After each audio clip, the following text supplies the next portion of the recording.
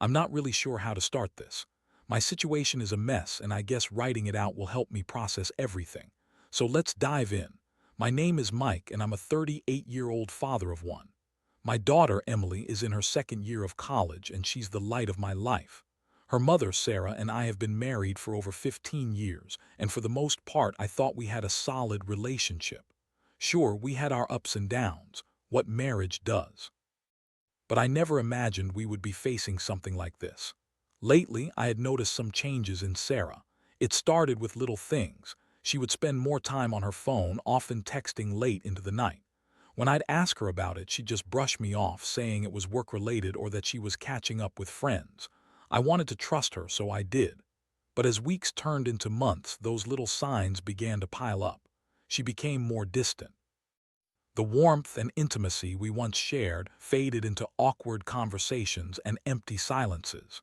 It was like she was living in her own world, and I was just a bystander. The straw that broke the camel's back came when Emily came home for the weekend.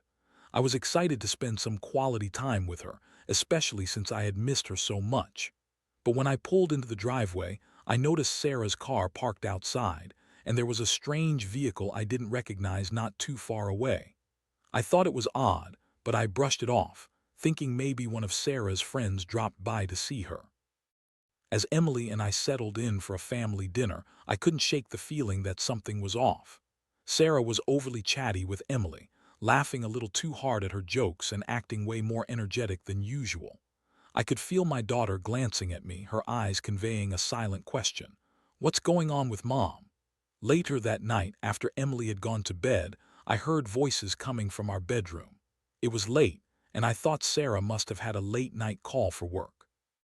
I quietly walked by the door, but what I heard made my blood run cold. It was a man's voice, and they were clearly having a discussion that was far too intimate for a professional call. My heart raced, and I felt a knot forming in my stomach. I wanted to confront her right then and there, but a part of me hesitated. Maybe there was a reasonable explanation. I decided to wait until the morning, but as I lay in bed, I couldn't help but replay the scenario over and over in my mind. The next day, everything changed. After breakfast, I decided to take a look around the house, my instincts kicking in. I went into our bedroom where I spotted Sarah's phone lying on the nightstand. I know I shouldn't have, but I picked it up and unlocked it. What I saw was gut-wrenching. Text messages filled with flirty banter and explicit references to meeting up. One message even had a time and place. I couldn't breathe. My heart raced, and I felt like I was in a nightmare I couldn't wake up from. When Sarah came back into the room, I confronted her. I was shaking with anger and disbelief. "Who the hell is Jake?" I asked, my voice barely above a whisper. She stood there, face pale, her eyes widening in shock before quickly twisting into defensiveness. "Oh, come on, Mike. You're overreacting. Jake is just a friend from work. You know how stressful things have been lately," she lied, but I could see right through her facade. The excuses kept coming, and she spun a web of half-truths that felt as flimsy as they were ridiculous. I could feel the anger boiling inside me as she spoke, but I couldn't allow myself to lose control. Not yet. Her bitchy demeanor shone through as she dismissed my concerns with a wave of her hand like I was just some annoying fly. "I can't believe you're jumping to conclusions like this. You think I'd cheat on you?" She spat, her tone dripping with sarcasm. I felt betrayed and furious. How could she twist this around on me? But I kept calm, holding back the torrent of emotions that threatened to explode. Deep down, I wanted to believe her, but the evidence was right there in front of me. It was heart-wrenching, and I was left standing in the wreckage of our marriage, trying to comprehend how everything had gone so wrong. I took a deep breath, trying to process the emotional chaos swirling inside me. How could she do this to me, to us? And more importantly, how was I going to handle this moving forward? As I stood there, I knew one thing: I couldn't let this destroy me. I had to find a way to move on for my sake and for Emily's. The confrontation with Sarah left me feeling hollow. I didn't expect the fallout to be so immediate and messy, but there we were, two people who had once built a life together, now standing on opposite sides of a chasm. I walked out of our bedroom, my heart pounding, and left her standing there, still trying to spin her tangled web of lies. I needed air, needed to think, so I stepped outside into the cool morning. I sat down on the porch steps, staring blankly at the ground. The world kept spinning, but for me, everything felt frozen. I thought about my daughter, Emily, and how I was going to break the news to her. I didn't want her to be caught in the crossfire of Sarah's deception, but I also knew I couldn't keep this from her forever. My head was filled with questions. Was it just an emotional affair? Was it physical? And what if Emily found out from someone else? That thought twisted in my stomach like a knife. As I sat there, my phone buzzed in my pocket. I pulled it out, and it was a text from Emily asking if everything was okay. I typed back a quick, reassuring response, but inside I felt like I was crumbling. How could I protect her from this? I decided to go for a drive, hoping the motion would help clear my mind. I was feeling lost, but one thing was certain. I couldn't just let this slide. I couldn't let Sarah walk all over me, pretend that everything was fine when it so clearly was. Driving aimlessly, I found myself at the local park. It was a beautiful day, the sun shining bright, kids playing, couples walking hand in hand. I envied those people. They appeared blissful in their ignorance of betrayal. I thought of the happy times Sarah and I shared, the laughter, the dreams of our future. It felt surreal that all of that could be overshadowed by this one dark revelation. I parked my car and got out, needing to walk and think.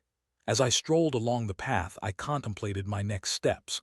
Part of me wanted revenge, to make Sarah feel the same pain I was experiencing. But revenge wouldn't heal the wounds or right the wrongs. I needed a plan, something that would let me regain my dignity while ensuring that she faced the consequences of her actions. After a few hours of walking, I finally decided that I would confront her again, but this time, I wouldn't let her manipulate the conversation or avoid the truth. I wanted proof, something concrete that I could hold onto. I knew I had to dig deeper. When I got home, Sarah was packing in the living room, her expression more anxious now than before. She must have sensed the tension in the air.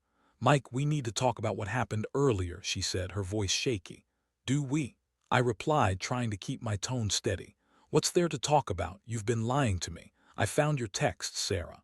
She opened her mouth to respond, but I cut her off. "No more excuses. I want the truth. Who is Jake and how long has this been going on?" I stared her down, unyielding. Finally, she crumbled a bit, her bravado slipping away. "Okay, fine, he's just a friend. Things have been rough between us, and he's just someone I talk to." Her voice was defensive, but I could see her discomfort. "Is that all, just talking?" I pressed, wanting her to admit more. "Yes, it's not what you think," she insisted, but I could tell she was backpedaling. "Then tell me about the last time you met him." I knew I was pushing her, but I needed to confront her with specifics to see if she would crack. Her expression twisted as she fumbled for words.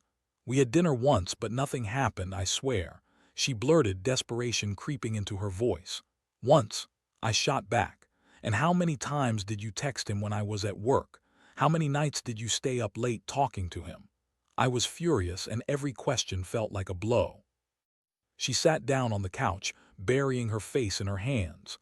"I didn't mean for it to go this far, Mike. I just felt alone," she confessed, her vulnerability somehow infuriating and pitiful at the same time. "You've been so wrapped up in work and Emily, I just needed someone." Her words stung. "I had been busy, yes, but I was doing it for our family. So instead of talking to me about it, you decided to cheat. That's your solution." I was incredulous. Tears streamed down her cheeks as she glanced up at me. "I'm sorry, I messed up," she cried, but my heart was hardening. I realized then that I was dealing with someone who wasn't ready to own her mistakes. I wanted to scream, to lash out, but part of me just felt deep sorrow for myself, for the relationship we once had, and for Emily, who would be devastated if she knew. I took a deep breath, forcing myself to remain calm despite the chaos within me. "I need time to think," I said finally, my tone flat. "You've shattered our family, and I don't know if we can fix this." As I walked away, I could hear her sobbing behind me. I didn't look back. The emotional roller coaster was just beginning, and I had to steel myself for what lay ahead. I knew I needed a plan to protect myself and my daughter, and I wasn't going to let Sarah manipulate me any longer. In that moment of clarity, something inside me shifted. I was no longer just a husband. I was a father determined to shield my daughter from this disaster, and whatever was left of my marriage would have to be fought for. After that confrontation, I felt like I was living in a fog. Each day dragged on, filled with tension and unspoken words. Sarah was still in the house, still acting like everything was normal. I was angry and hurt, but I couldn't let her see just how much her betrayal had affected me. I needed to keep my composure, not just for my sake but for Emily's as well. I spent hours thinking about my next steps. I knew I couldn't just let things slide. I had to confront the reality of our situation and make a decision. I started doing some research online, reading articles about infidelity and how to handle it. It was surreal to be looking up advice on how to deal with a cheating spouse, but there I was, soaking it all in. One article caught my attention, discussing the importance of gathering evidence before making any huge decisions. It suggested that facing an unfaithful partner without solid proof could lead to more manipulation and lies. I realized that I needed to be strategic in how I approached this with Sarah. I had to gather the facts, everything I could about her affair with Jake. I decided to look into Sarah's phone. I knew it was wrong, but at that moment I didn't care about ethics, I cared about the truth. While she was in the shower one evening, I quietly picked up her phone from the kitchen counter. My heart raced as I unlocked it, scrolling through her messages and call logs.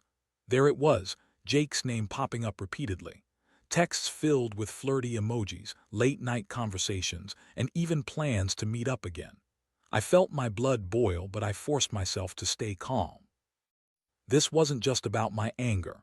It was about protecting my daughter and figuring out how to confront Sarah with undeniable proof. I saved screenshots of the messages, my hands shaking as I documented the betrayal. With each message I read, a part of me shattered all over again.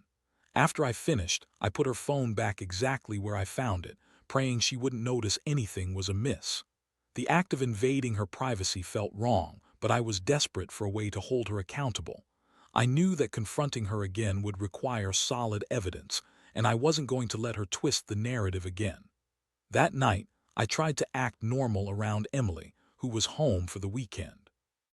We watched movies and shared stories, and for a moment I almost felt like everything was okay.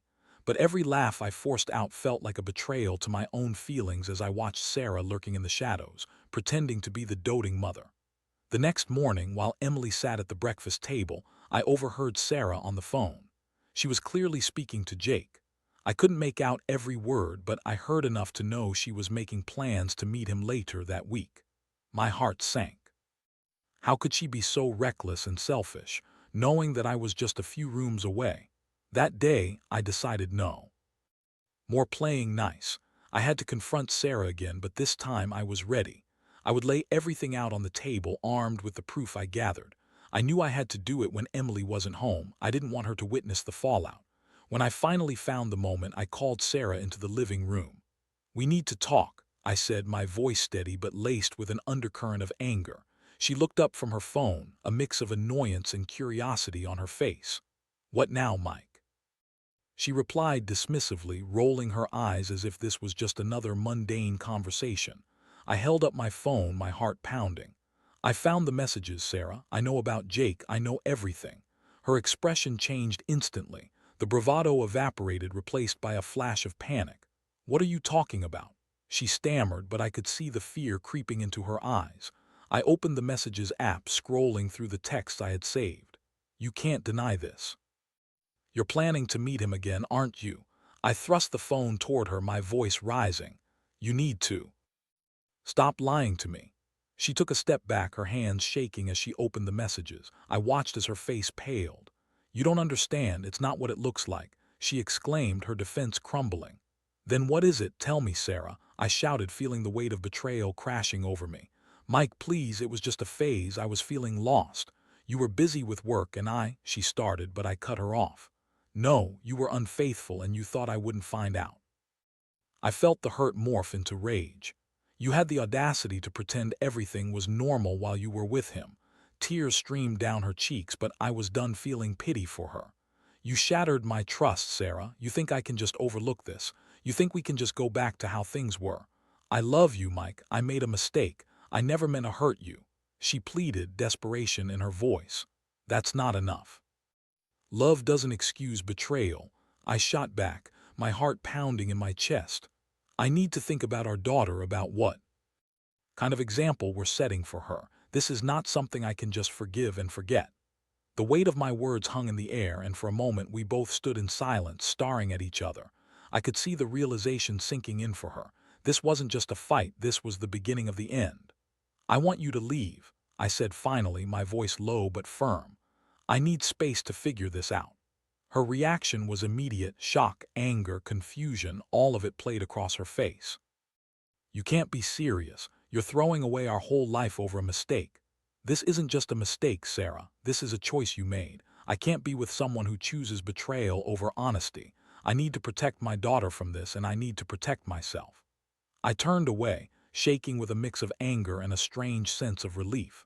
I had said what I needed to say, but the aftermath was still looming over us like a storm. As Sarah stood there, I felt a rush of conflicting emotions. I was angry, but I was also heartbroken and scared. I didn't know how to navigate this new reality, but one thing was certain. This was a turning point, and I was determined to stand my ground. I would not let her manipulate me anymore. The days ahead would be difficult, but I finally felt a sense of clarity. I needed to prioritize my daughter and myself above all else. It was time to reclaim my life, no matter how messy it would become. The days that followed the confrontation were like walking through a minefield.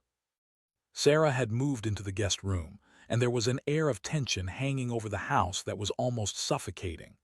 I was trying to maintain some sense of normalcy for Emily, who was blissfully unaware of the turmoil brewing just beneath the surface. Each morning, I would get up early to prepare breakfast. I made sure to put on a brave face, smiling and joking with Emily as we ate together. But each laugh felt like a dagger in my heart, knowing that Sarah was just a few rooms away, wallowing in her own guilt and shame. I could see that Emily sensed something was off, her brows furrowing in concern as she glanced between us, but I was determined not to let her see the chaos that was unfolding. After a few days of this uneasy arrangement, I knew I had to talk to Emily. Keeping her in the dark was not an option. I couldn't let her walk into this situation unaware. One evening after dinner, I sat down with her on the couch, my heart racing. Can we talk?" I began, trying to keep my voice steady. She looked up from her phone, curiosity and concern etched on her face. "Sure, Dad." "What's up?" I took a deep breath, searching for the right words.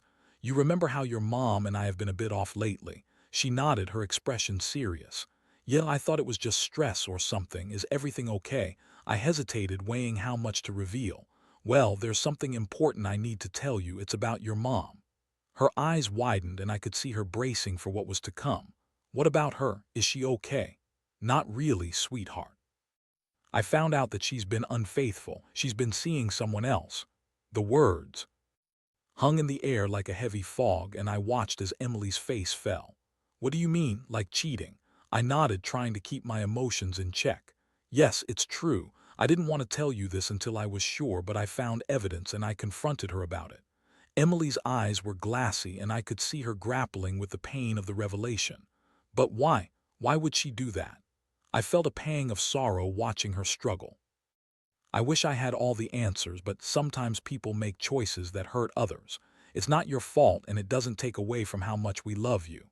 "But I thought you two were happy," she cried, her voice breaking. "I thought so too, Em. But sometimes things change and people don't communicate as they should.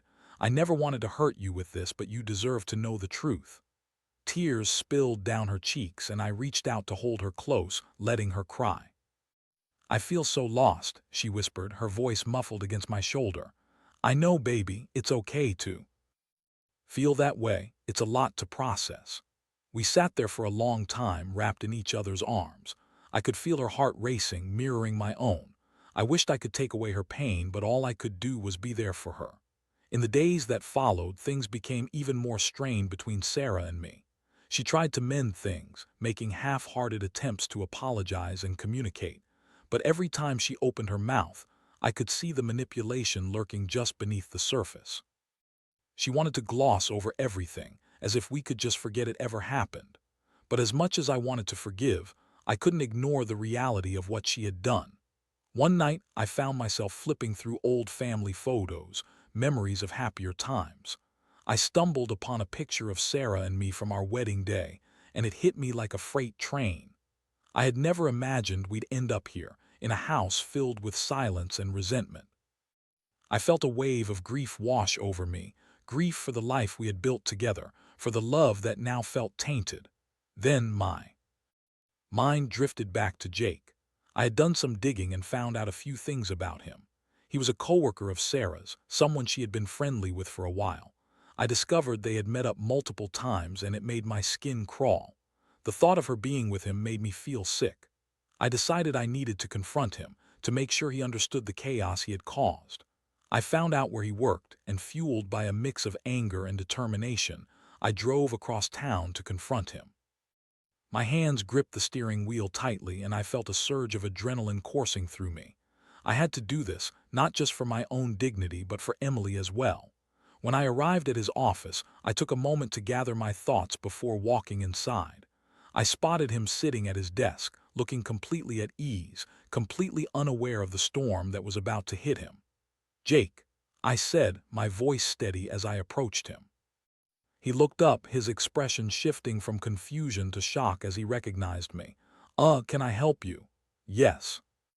"You can," I said, trying to keep my voice calm. "I'm Mike, Sarah's husband. We need to talk." His face paled and I could see the realization dawning on him. I didn't think you."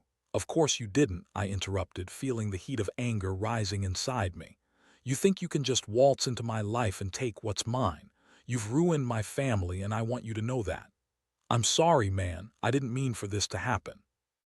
"Sarah said things were complicated between you two," he stammered, clearly flustered. "Complicated?" I spat. "How naive do you have to be to think that's an excuse? You knew she was married, you knew she had a family." He looked guilty and for a moment I felt a flicker of satisfaction, but it quickly faded. This wasn't about him. This was about protecting Emily and reclaiming my life. "I don't want to hear your excuses. I just want you to know that this isn't over," I said, my voice steady. "You've made your choices and now there will be consequences." With that, I turned and walked out of the office feeling a surge of empowerment. I wasn't ready to let Sarah dictate the narrative anymore. I was in control of my life and I would do everything in my power to protect my daughter and myself. When I got home, I felt a strange mix of relief and anger. I had confronted Jake, but I knew that the real battle was still ahead. I had to face Sarah again and I knew it wouldn't be pretty. But I was ready. I would no longer be the passive husband. I would take charge of my own destiny. I needed to think about what came next, how to approach the inevitable conversations with Sarah. I had a plan forming in my mind, and I was determined to stick to it. No more lies, no more manipulation. It was time to take back my life. The confrontation with Jake had left me feeling empowered, but it also intensified the underlying chaos in my home. I returned to a house filled with tension, where every corner held a reminder of what had gone wrong. I knew I needed to have another serious conversation with Sarah, but I was apprehensive about how that would unfold. I found Sarah sitting in the living room, her expression a mixture of annoyance and guilt. She looked up as I entered and I could see the tension radiating off her. It was as if the air itself crackled with unspoken words. "Mike, can we just talk about this?" she asked, her voice laced with a desperation I hadn't heard before. I crossed my arms, taking a deep breath. "Talk about what, Sarah? The affair, the betrayal, the lies?" She flinched at my words, but I pressed on. "I'm done with the excuses, Sarah. You had an affair, you need to own that." "I know I messed up, but can't we work through this?" she pleaded, her eyes wide with something that looked like hope mixed with fear. "Work through it? You think this can just be swept under the rug?" I shot back, my anger bubbling to the surface again. "You've shattered my trust and destroyed our family. It's not that simple. Please, I never meant for it to go this far. I was lonely and I thought I could find comfort elsewhere. I thought it was just a fling," she said, her voice rising with each word, defensive and panicked. "That's not an excuse for what you did," I countered, feeling the heat of the moment intensify. "You had a choice every single day and you chose to betray me. You chose to hurt our family and I'm not going to ignore that." Tears streamed down her cheeks, and for a moment I almost felt something akin to pity. But I quickly suppressed that feeling. pity wouldn't change the reality of what had happened. You need to understand that this isn't just about you anymore. It's about Emily too. We have to think about her well-being. Don't you think I know that? She cried, frustration evident in her voice. I feel terrible. I didn't want to hurt her. I didn't want to hurt you. But you did. I yelled back, my voice echoing through the living room. And now we have a mess to clean up. I can't even look at you without feeling sick. This isn't just going to disappear because we want it to. I'm willing to do whatever it takes to fix this, she said, desperation creeping into her tone. I can stop seeing Jake. I'll go to counseling. I'll do everything. Just please don't throw away our marriage. I paused, considering her words. Part of me wanted to believe that she could change, that she was genuinely remorseful, but another part of me felt like I would be a fool to trust her again so easily. You think it's that simple? Just stop seeing him and everything will go back to normal. No, I know it's not simple, she shouted, frustration boiling over. But I love you and I want to make this right. Her words struck a chord, but I wasn't ready to soften my stance. Love isn't enough to rebuild what you've broken. You've betrayed my trust in a fundamental way, Sarah. It's going to take more than just words to fix this. What do you want from me? She asked, her voice cracking. Tell me what I can do. I leaned back, contemplating how to articulate my thoughts. I need time. I need space. I can't keep pretending everything is okay when it's not. I think we both need to consider whether we want to even try to. This work? Her face fell and I could see the panic rising within her. You can't be serious. Do you really want to end it this way? I don't want to end it, but I can't ignore what happened. It's devastating. I feel like I don't even know you anymore. I admitted, my voice dropping to a more vulnerable tone. I don't know if I can trust you again. With that, I left the room, feeling the weight of the world on my shoulders. I needed to think, to process everything that was happening. I stepped outside into the cool evening air, seeking solace in the stillness. As I stood on the porch, I thought about my options. I'd already researched counseling, and I had considered seeking legal advice as well. I knew I had to protect myself and Emily, no matter what that meant. In the days that followed, I found myself caught in a cycle of anger and sadness. I needed to keep a strong front for Emily, but inside I was unraveling. Every interaction with Sarah felt like a minefield, filled with tension and unspoken grievances. She would try to reach out, to talk about feelings and rebuilding trust, but I just couldn't bring myself to engage. One evening, Emily came to me, her expression serious. Dad, I want to talk about Mom. I felt my heart sink. What do you want to say? I know things are bad between you two, but I just want you to try to work it out. I don't want to lose my family, she said, her voice pleading. I knelt down to her level, looking her in the eye. I want to keep our family together too, but right now we need to focus on what's best for everyone. Sometimes that means making hard choices. She nodded, tears welling in her eyes. I just don't want to see you both hurt. I understand, sweetheart. Believe me, I'm hurting too. But we have to be strong no matter what happens. I need to protect you, and right now that means being honest about what's going on. Emily hugged me tightly, and in that moment I felt a flicker of hope in the darkness. I could still be a good father, even amidst the chaos. That night, after Emily went to bed, I returned to my room and sat on the edge of the bed, staring at the wall. I thought about my options, about the future I envisioned for myself and for my daughter. It was becoming evident that I couldn't continue down the path of pretending everything was okay. I knew I had to make a decision soon. I needed to either commit to working through this mess with Sarah or take a step back and reassess my priorities. I picked up my phone and began drafting a message to a divorce attorney I had looked up earlier. My heart raced as I typed out the words. This was becoming a defining moment in my life, one that would shape not just my future but Emily's as well. Whatever choice I made, I needed to make sure it was the right one. As I finished typing, I hit send and took a deep breath. I was ready to confront whatever came next. I wouldn't let fear dictate my actions any longer. It was time to reclaim my life and do what was best for both me and Emily.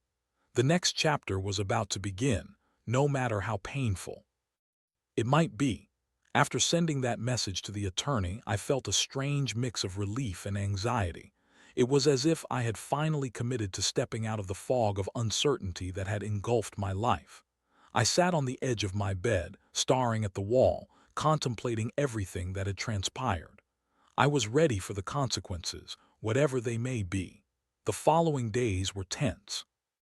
I had to keep my interactions with Sarah to a minimum, knowing that any conversation could spiral into another argument. I focused on being there for Emily, trying to shield her from the emotional fallout. We spent time together, going out for ice cream and watching movies, and I made a conscious effort to keep things light. But every time I saw Sarah, the memory of her betrayal flooded back, and it took everything I had not to unleash my anger. I received a response from the attorney the next day, asking to set up a meeting to discuss my situation. I knew that facing this reality head-on was going to be difficult, but it was a necessary step. As I confirmed the appointment, I felt a sense of empowerment. I was no longer just a passive victim in this situation. I was taking control of my life.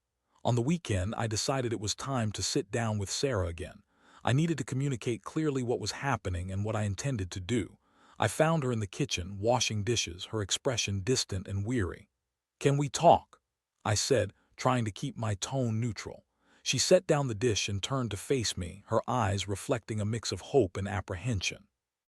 "Is it about Emily?" "Partially, but more importantly, it's about us," I replied, choosing my words carefully. "I've made a decision." Her expression shifted and I could see her bracing herself for whatever I was about to say. "What do you mean?" "I'm going to meet with a lawyer," I said, keeping my voice steady. "I think we need to consider a separation. I can't keep pretending that everything is okay. You've broken my trust and I don't know if I can ever rebuild it." Her face fell and I could see the realization settle in. "You can't be serious, Mike. Is this really how you want to end things?" "It's not how I want it to end, but you made choices that led us here," I said, feeling a wave of sadness wash over me. "I can't keep living in this limbo. I want to do what's best for Emily, and that means being honest about our situation. Please don't do this. I'll change, I'll go to counseling. I'll do whatever it takes to make this work." She pleaded, her voice trembling. I shook my head, feeling a mix of pity and frustration. "You're making empty promises, Sarah. It's too late for that. Trust is built over time and you've shattered mine. I need space to process everything and to focus on Emily." We stood in silence for a moment, the weight of the conversation pressing heavily between us. I could see the tears welling in her eyes, but I refused to let my heart soften this time. "I hope you understand that this isn't just about you and me anymore. It's about our daughter too. I need to protect her from this turmoil." I turned to leave the kitchen, my heart heavy with the weight of finality. Even though I felt a sense of clarity in my decision, the sadness of it all was overwhelming.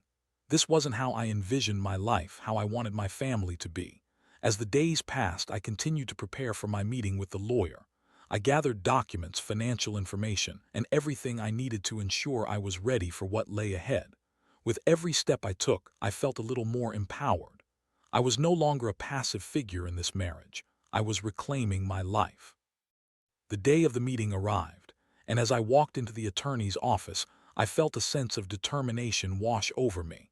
I knew that this was the beginning of a new chapter, one that would require strength and resilience.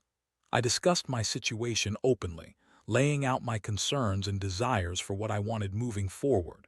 The attorney listened attentively and offered guidance on how to navigate the process. I felt a strange mix of emotions, but ultimately it felt good to have a plan. I was no longer trapped in a situation that was spiraling out of control. I had taken the first step toward regaining my autonomy. When I returned home that evening, I found Emily in the living room, immersed in a book. She looked up and smiled at me, and for a moment I felt a sense of normalcy. I sat down beside her and we talked about her day, school, friends, and her upcoming projects. I cherished these moments, knowing that they were the anchor I needed during this turbulent time. As night fell, I took a moment to reflect on everything that had happened. I felt an odd sense of peace settle over me. I had made the difficult decision to reclaim my life and prioritize my daughter. While the journey ahead would be complicated, I knew I was ready to face whatever challenges lay ahead. I learned a lot through this process, about love, trust, and the importance of self-respect. I realized that sometimes letting go is the bravest thing you can do. It allows you to create space for new beginnings, and it paves the way to healing. As I lay in bed that night, I thought about the future. I was ready to build a new life for Emily and me, one that was free from betrayal and filled with honesty. I knew it wouldn't be easy, but I was determined to be the best father I could be. In the end, I walked away not just as a husband who had been betrayed, but as a man who reclaimed his power and learned to stand strong for his family. I wouldn't allow anyone to dictate my happiness or take away my joy. Whatever lay ahead, I was ready to face it head on, with my head held high.